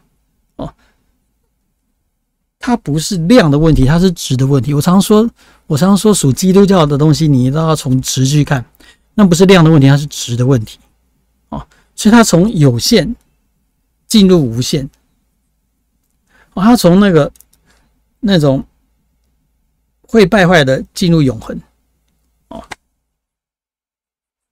所以有机会就当向众人行善所以就尽量去做吧。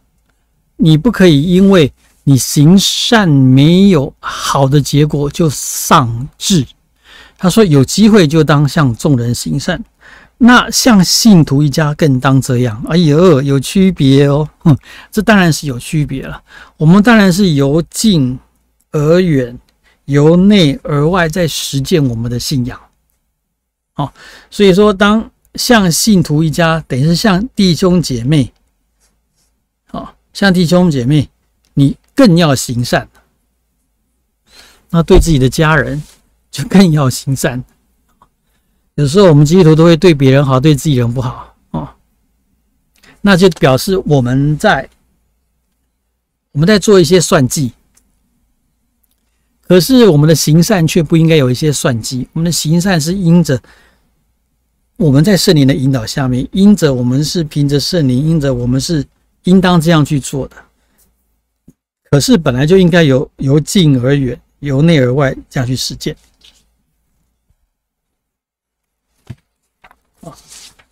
所以你如果不去思考的话，会不太去注意到为什么保罗会强调顺着情欲撒种，从情欲受败坏；顺着圣灵撒种，从圣灵收永生。为什么保罗会强到永生去就跟你每天的好行为怎么跑去跟永生有关系？这是本来就是我们基督徒得去认识的本来就是上帝国的临在，本来就不是以后的事情，不是时间上以后的事情。上帝国临在是一种值的概念啊，就是我们是我们是遵守上帝心意旨意在做的时候，当我们在做的时候，那个永恒就已经进来了，属上帝国的永恒就已经进来了，已经跟我们发生连结了。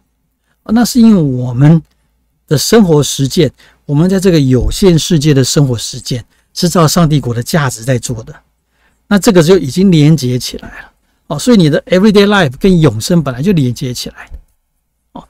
那你的 everyday life 玩的是世界的价值，当然就跟上帝国无关了，当然就不是永生的这个范畴了哦。所以保罗一直从前面在讲到都一直在讲你们到底是要去，到底是哪一国的啦？你们到底把自己放在哪一国？放在继续遵守律法表象的呈现？他跟你说，保罗说那是属肉体那一国的，那是属世界价值那一国的，那是你害怕人家看到你没有行割礼，然后你就觉得你不行了，你害怕自己没有守节期，没有什么，你就觉得自己，你害怕你不跟人家一样吹号角，你就不属灵了。好，保罗说你到底是哪一国的？你如果是这一国的，在意这些事情的，你还是属于世界价值这一国的，属于上帝国价值这一国的，是属圣灵的，是紧紧抓住耶稣基督的，是那个信的系统，是有自由的。可是这个自由却是有爱心来检视的自由，不是以人的自我为中心的实践的自由的。保罗把这两个分得非常清楚。弟兄姐妹，做的时候没那么容易，可是他在理念上分的是很清楚的。为什么我说做的时候不是那么容易？因为我刚才已经强调了，你可能是做同一件事情，可是它却可能是属上帝国的，也可能是属世界价值的。端视就是仅仅就是看你是用什么样的动机在做这一件事情。我说我不喜欢保罗第5章里面的那2个 list 属情欲的，他用整列坏事情做代表，然后圣灵所结的果子，他用整列好的特质。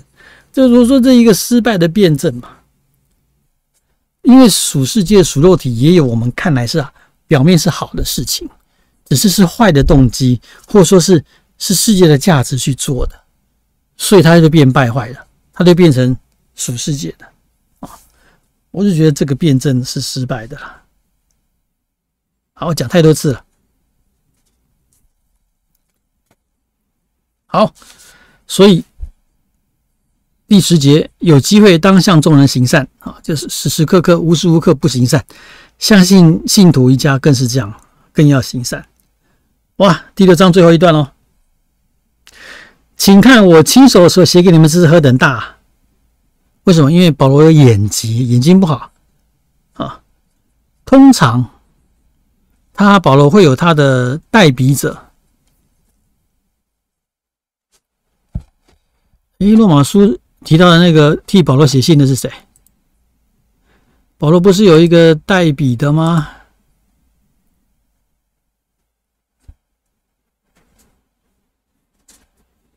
忘记他名字，我最容易忘记名字了就有人会就是保罗念他写了代笔者可能他这里有亲手签名还是怎么样嘛，还是加进去什么字他自己写的，所以说你看何等的大，这也是放进去一句话跟前文没什么关系。凡希图外貌体面的人都勉强你们受割礼所以你看保罗这里已经把它连接在一起了。这些人表面上要你们遵守律法，讲的其实是行割礼，那这些人只是什么？只是希图外貌体面，和修翻成炫耀外表的人这种喜欢炫耀外表的人才会勉强你们行割礼。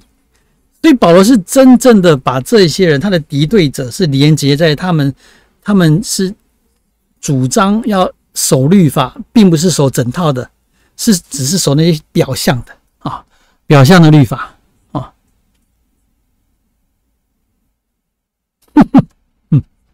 对，得丢哦，得丢，谢谢。好，我刚刚说呢，写信的代笔者，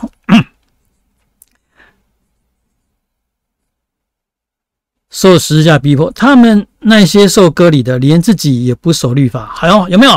有没有？12、13节，第六章13节，保罗说他们那些强调受割礼的，连自己也不守律法，这是一个很严厉的指控。你们表面上说守律法，可是你们不守律法，你们只是强调行割礼而已啊。所以那些是表象的，炫耀那个外在的啊。我是有行割礼的基督徒哦，我是有遵守食物哦，我不吃猪血的哦，我不吃鸭血的哦，就这种基督徒。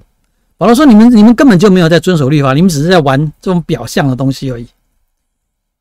我只跟基督徒结婚哦，你看，你们只在玩表象的东西而已啊。他说这些人怂恿你们行割礼，只是要借着你们的肉体夸口而已啦。14，但我断不以别的夸口，我不夸口这种事情的啦。保罗说，我只夸口我们主耶稣基督的十字架，我只夸口十字架。那这种话，基督徒的圈圈人家2000年来讲太多了。我只夸口基督的软弱，我只夸口十字架。你去看一大堆书，我们讲太多了，我们感受不出保罗的悲哀。就是说，在保罗的时代，第1世纪的时代，夸口十字架是神经病。十字架有什么好夸口的？你说在保罗在第1世纪讲说我夸口十字架，就像什么？就好像我们现在我们被关到监狱，说我夸口我是卖国贼，这有什么好夸口的？我作为卖国贼有什么好夸口的？可是不要怀疑，你在保罗的时代讲说我夸口十字架就是有相同的那种震撼。十字架有什么好夸口的？我刚刚讲过了，在罗马帝国的概念下面，十字架就是叛乱犯嘛，卖国贼嘛，我讲过，十字架是叛乱犯嘛，他是脱光光被钉在十字架上面，钉在木头上面，这是极致羞辱的事情。这是希罗文化，这是罗马帝国罗马人的文化来看。那如果是犹太人文化来看呢，也一样啊。犹太人一直认为被挂在木头上面的是被上帝咒诅的，两个都不是好事情，两种文化看起来都是羞辱的事情，有什么好夸口的？可是保罗要强调的是，因为这是耶稣基督被钉十字架的事件，翻转了这个意义。所以他只夸口主耶稣基督的十字架，因为耶稣基督钉十字架代表耶稣基督是担当了世人的罪，是替代我们成为罪人被惩罚，所以他已经做了整个颠覆，这个上帝的救赎让这个人世的价值做了整个极致刚好的颠覆，这样子。所以保罗敢说我夸口的是基督耶稣的十字架。他说从我而言，世界已经钉在十字架上了。十字架最大嘛。可是如果就世界的观点来看，我已经被钉在十字架上了。就像你们现在看我是羞辱的、可耻的，是被压迫的。因为这是从世界的观点来看，我真的是被钉在十字架，跟耶稣基督一样，很丢脸，这世界的观点。可是就我的观点，如果我要站到上帝国的价值，反而是世界被钉在十字架，那个没有价值的，那个应该受到羞辱的，是整个世界的价值，它已经被我钉在十字架上了。你得有多大的信心才敢讲这个啊？你真的有很大的信心啊！我说保罗哈，所以到后来，即便是这样子嘛，世界都被我都钉在十字架上了，所以受割礼不受割礼都无关紧要了。最重要的是做新造的人。保罗神学有他一贯的理念所以你看到这里就提到是新造的人，这才是重点。这才是重点。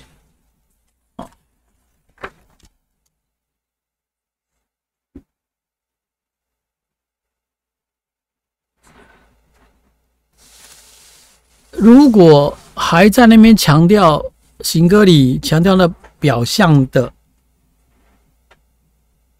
律法遵守，那甚至于是比传统犹太人在遵守律法更惨。因为犹太人不是只遵守这种表象的律法，犹太人遵守是整套的律法，整套的律法。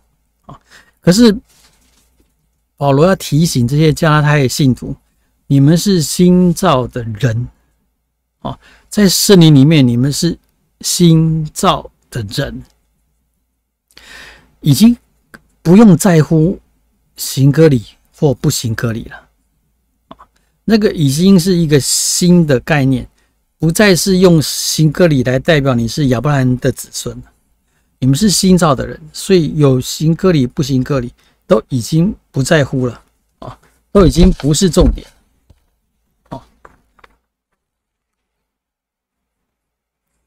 凡照此理而行的，愿平安怜悯加给他们和上帝的以色列民。我有注意一下，和本跟和修都有这一句，凡照这准则或者凡照此理而行。英文译本我回去看，甚至于希腊文原文没有这一句。16节就纯粹就是一个最后的一个祝福，愿平安怜悯加给你们，加给什么样的人？加给所以他才会多那句凡照此理而行的。原文没有这一句了，原文是说愿平安怜悯加给他们，他们就是指那些照这个信的系统这样去行的，不是照遵守表象律法，是照着新的系统去行的人，还有上帝的以色列民。所以这里把旧约时候的上帝以色列民都放进来，所以愿平安喜乐加给这些哪些人？你们这些新的外邦的信徒跟所有旧的上帝国的百姓，愿平安喜乐怜悯都加给你们。17节是非常感慨的话，说从今以后不要有人再搅扰我，因为我身上带着耶稣的印记。哇，他讲什么？我身上有带着耶稣的印记，他原文也是这个意思 ，the mark of Jesus， 英文也是这样翻译。那什么意思？从今以后有人不要搅扰我，你们不要再来吵我，你们这些把自己阉割掉的，你们这些割礼派的，你们这些敌对者，不要来吵我。他说为什么？因为我身上带着耶稣的印记。什么意思？我是这样理解了，没有什么好辩的了，再也没有什么好讲的了，我不用再多说什么，我只要秀出我身上的 mark 就好了。什么 mark？ 我认为这个 mark 是包括生理跟心理，包括身体跟心理上面的印记。耶稣基督也有 mark， 他被钉十字架当然有 mark， 所以你把它理解成所受的苦。那我今天带有耶稣基督的 mark， 我是跟耶稣基督一同受苦的，在我身上是可以看到这一些痕迹的，可能是被打的伤痕，也可能是我生命所留下很多创伤，这些都是 mark。 为什么有这些创伤，这些伤害逼迫？为什么？因为我是跟随耶稣基督的人。所以保罗在讲什么？不用讲那么多了，你看我的生活就好了，不用讲那么多辩论了。我的生活就充满着，因为我夸口十字架，因为我选择跟耶稣基督走一样的道路，我一大堆的创伤，一大堆的伤痕。那这些 mark 是跟耶稣基督有关联的，是属耶稣基督的。你只要看到我这些伤痕，这些 mark， 你就知道多说无益了，不用再多辩解了。你叫那些敌对我的人翻开他们的衣服看看，有没有像我有那么多 mark。 我是历尽沧桑，我是因着基督，我做的这一些事情，受的这些苦是因着耶稣基督。所以最后保罗这边说的就是不要再搅扰我了，因我身上带着耶稣的 mark。 倒不要理解成说因为我身上有耶稣的盖章戳记，所以不要惹我哦，我是金弓强棍哦。我认为不是往这个方向去思考，反而是比较哀伤的方向思考，是我因着跟随基督，我全身就是这些伤痕。你要不用再跟我讲那么多了，你看我的伤，你就知道我的生活，我整个生命的呈现，我的生活呈现是按照我所讲去做的。这给我们这一些牧师啊、教导者很重要的提醒。他跟随耶稣所受的伤，那是代表他是用生命来侍奉，生命来 serve 来服侍他的所跟随的基督的。他怎么传讲，他就怎么生活，所以他就会受这些伤。这里我说他要影射那些他的敌对者，他们是为了要避免传十字架的道理而受的逼迫，所以才会去传那些去表象的遵守律法。可是他不要，保罗不要，保罗坚持传讲的是耶稣基督，所以他会受压迫，所以他怎么传讲，他怎么去活，所以他会受到这一些伤害，成为 mark of Jesus Christ， 成为这些耶稣基督在身上留下的痕迹。上个主日其实是我们预录的啦，就是后天会播的台语礼拜。我选了华语礼拜、亚布德根礼拜，我选了一首歌是尼拓生写的词哈。尼拓生是谁？尼拓生是召会的中国召会的创始人哈。尼拓生聚会所哈，中国召会的创始人，聚会所弟兄姐妹都是很尊敬尼拓生的哈。尼拓生这个人在他的神学上有很多奇怪的讲法哈，很多人都会批评他的神学怪怪，我也会觉得他的神学、他的教导是怪怪的。可是呢，他在中国赤化、被中共占领统治以后的文化大革命，他没有逃走，他在中国没有出来。他在文化大革命的时候呢，他拒绝否认耶稣基督，他拒绝否认他的信仰。他被中国关了20年，等于关到死，1972关到死。其实这些批评他神学教导的人，包括我，有谁是用生命在捍卫他的信仰的？我的意思是，就算他的教导再有瑕疵，就算他的教导还真的有一些怪，有些人直接评他是异端，我不这么认为。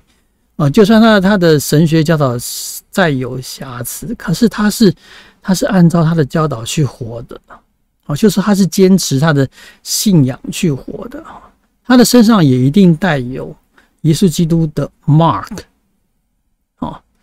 他就为他的信仰殉道。所以保罗我相信是类似这样的心情，不要再跟我543了，不要再跟我肺炎耍嘴皮子了。我掀开我身上的这些衣服啊，给你们看，我身上有耶稣基督的印记。你有什么？你有什么？最后，弟兄们，愿我主耶稣基督的恩常与你们，常在你们心里。阿们。这句话18节很适合现在台湾的基督徒，虽然在病毒的威胁下面，愿主耶稣基督的恩常在你们心里面。你们得要有shalom来自天上的平安啊！各位弟兄姐妹有没有问题？我们结束了那个加拉太。下礼拜我们查什么？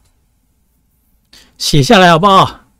下礼拜我们查旧约，有没有什么想法？这么扫兴啊！哟呼，有没有意见？快点！下礼拜查旧约有什么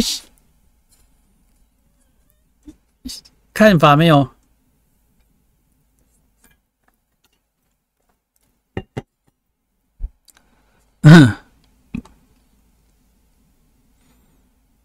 现在有人提出来，只有上礼拜有人提出约书亚记哦。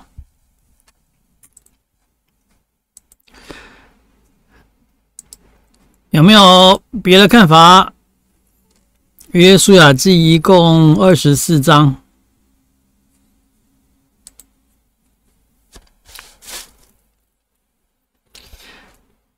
基本上我们说摩西五经，对不对？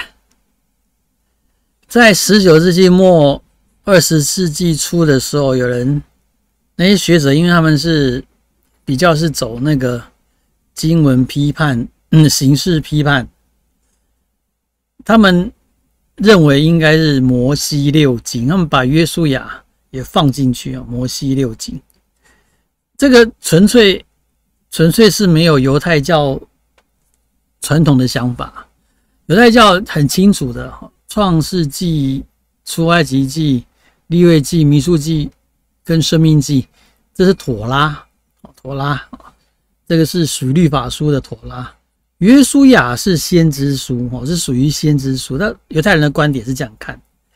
那19世纪、20世纪初的那些基督教学者，尤其德国那一派的基督教学者，他们就直接把它说有所谓的六经啊，这很有趣啊。就是说，在教会历史上曾经有这一段时间，认为约书亚记也是属于摩西五经的延续，他就说那是六经啊。我看马拉基传道书。以赛亚是不难啊。以赛亚我们查过了吗？我们不是查耶利米吗？以赛亚会很久，66章。他们说有人说查过了，没关系，我们有机会再查。马拉基是12小先知最后一卷。我们查过全部的12小先知，从那个何西阿一路查到马拉基书。生命记，你想睡着哦？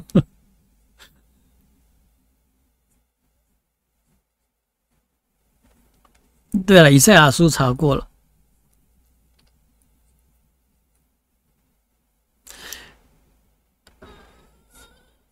那喂，上礼拜有人约书亚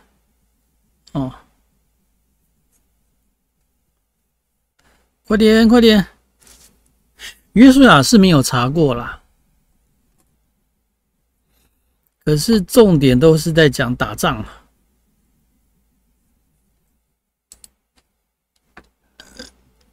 攻了哪里，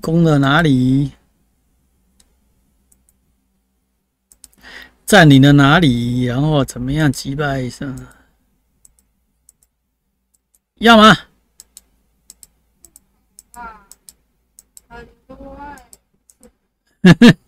有人说很多也不能很多就不查对不对？我们最长的66卷的以赛亚都查了。以赛亚查了1年多，一定会查1年多，然后66章哎。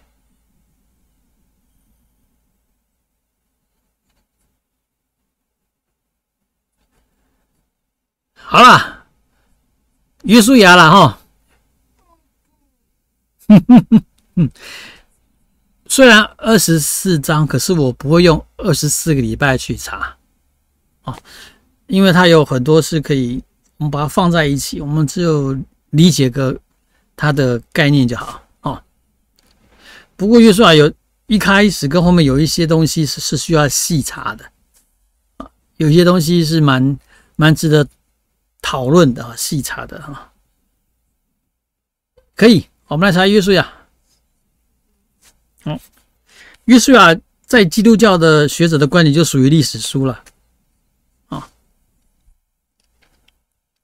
那个我说过了，在犹太人的观点，犹太人的希伯来圣经就是我们的旧约。犹太人观点，约书亚是先知啊，是先知书啊。好，那我觉得下礼拜星期五我来准备约书亚记哦。我好像没有什么资料，有，然后台神的那个图书馆不让我进去，气死我了，说我是外人，不让我进去，我说借个书也不行，对，不行，小气鬼，屁心哦。那这样子，约书亚记的资料我这边只有几本。英文的，喝了，我再来找哦，有1个礼拜可以准备。好，那今天呢有没有问题？我来看一下今天的有没有回答。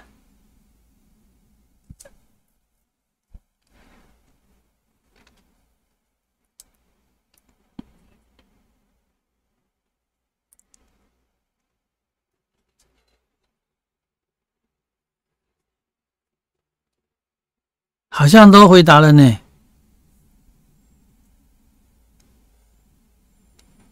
好，差不多了，那还有没有问题？没有，我们就祷告咯。好，我们来祷告。阿爸父神，我们谢谢我们可以借着亲近你的话语，我们看到你，也看到我们自己，我们看到作者最初读者那个时候的时代，我们也看到我们的时代，我们看到他们的处境，我们也看到我们的情境。所以阿爸父神，让我们可以借着亲近你的话语有所学习，然后更稳妥的走我们现在当走的路，不是一条容易的路，却是有你相伴，来自天上平安的路。再一次为现在整个世界所遭受的病毒的胁迫来祷告。那既然全部的人都在这样的威胁下面，阿爸父神，就求你让我们这些基督徒有不一样的表现，有不一样的精神心境，然后来过每一天的生活。我们即便害怕，可是却不丧志，我们是满满有平安有盼望的你的百姓。谢谢你恩待保守我们都有能力将所明白的行出来，即便不容易，可是我们愿意。